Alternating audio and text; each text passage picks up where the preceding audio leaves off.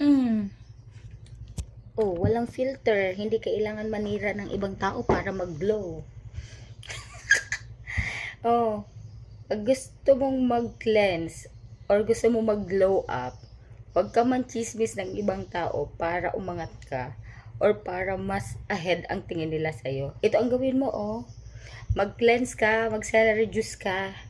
Ang glow up nito, from inside to outside. Yun yung sure na glow up. Hindi yung mangchichismis ka para ikaw yung umangat at sila bumaba. Mabuti pa kung yung pagchismis mo is maganda yung chinismis mo. Eh, ang chinismis mo, siniraan mo yung tao. Oh, ito na. Mag-cleanse ka.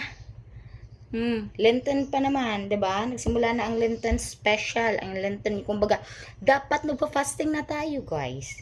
Nagmumuni-muni ng mga masasamang ugali natin, binabago na natin 'yan, ganun. Oh, ayan. Cleanse ka. Huwag ka maninira ng tao, hindi maganda 'yan. Ito cleansing. Ang glow up mo nito from inside to outside, ganun.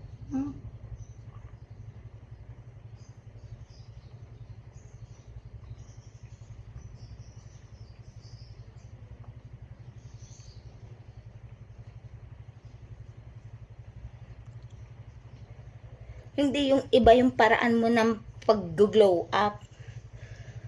Nagkikwento ka ng kung ano-ano para siraan yung ibang tao, para ikaw yung glow up, ganon.